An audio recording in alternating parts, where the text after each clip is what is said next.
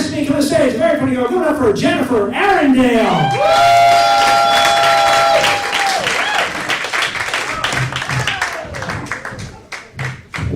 Hello, San Francisco.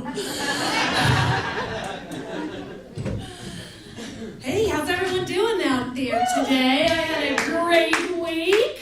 Of course, I get to work from home, which is awesome, right? I mean, where else can you go to work in your pajamas or your underpants? Nowhere, unless you're Harvey Weinstein, apparently. He has taken business casual a little bit too far. He is so gross, he looks like he sweats mayonnaise, and his face looks like a bearded skin tag. I think he's gonna be working from a house pretty soon. The big house. And I don't think massages in the showers are gonna have quite the same impact when he realizes that they're with Kevin Spacey, Bill Cosby, and Anthony Weiner. I hope he drops the soap.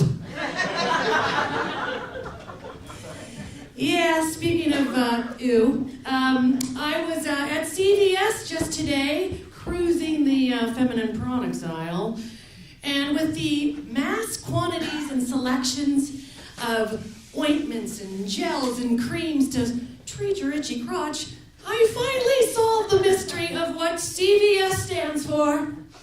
CVS stands for Crusty Vaginal Superstore. Just try and unhear that when you're in the checkout line, clutching your Vagisil, scrambling for your extra bucks in the bottom of your purse, that most assuredly expired the day before. I hate coupons. What else do I hate? I hate hashtags on Facebook posts. I mean, it's bad enough that people feel the need to brag about their fabulous lives, but then they want to punctuate it with a hashtag. I'm in my limo on the way to the theater after a delicious dinner of surf and turf, sipping on an ice-cold glass of Veuve Clicquot. Hashtag feeling blessed. I hate that. Hashtag feeling blessed. And what's with the pictures of the food? I don't want to see what you had for dinner. Hashtag no one cares. What I would like to see is a new social platform called the Let's Face It book. This is where you only post the truth about your dull and mundane lives. I'm sitting on the couch in my underwear, watching Dancing with the Stars, eating a Hot Pocket, and drinking a Schlitz.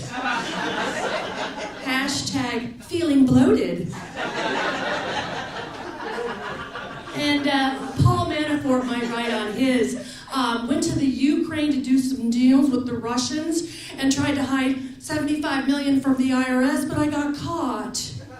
Hashtag feeling indicted. And of course, the aging starlet went out dancing last night and dressed super slutty, and no one raped me. Hashtag why not me too? Too soon? Too soon? Well, so what else do I hate? I hate a lot of things, apparently. I really hate getting old, fat, and blind. I mean, I actually have to wear my glasses into the shower now. After the third time, I washed my hair with conditioner and spent 20 minutes shaving my legs before I realized that the safety cap was still over the blade. I knew it was time to surrender to a higher power. Oh, not to Jesus, but to the almighty Costco and a 3-pack of plus 250 magnifying glasses. In every color for every room in the house. If I have to thread a needle, I actually have to wear 2 pairs. Now, if that doesn't say you're getting old, I don't know what does. But sadly, I do. It's that extra weight. Last summer, I had to buy a miracle suit. Now, a miracle suit is a bathing suit made out of military-grade spandex, all right? It's like Spanx on steroids.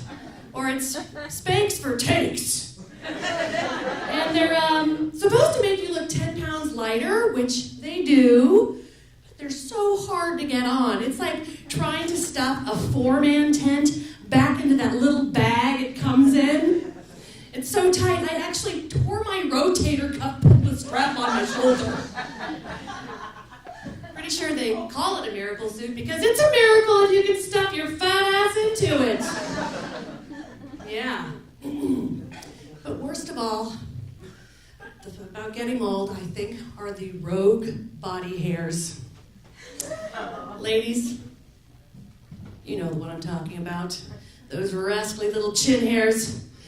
You pull one out, you think you got them all, but I guarantee that you missed one. Tweezing those puppies is like playing a game of whack-a-mole.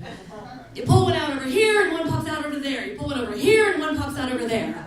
You go out at night and you come home from a party and you think, well, that was really fun. And people were looking at me, said I looked nice and I had a great time. And you're sitting in your little chair taking your makeup off and you turn your head just so. And oh my God, the light is hitting something and it's a 3-inch hair sticking out of your neck. Waving in the breeze. Like a fly fisherman's line.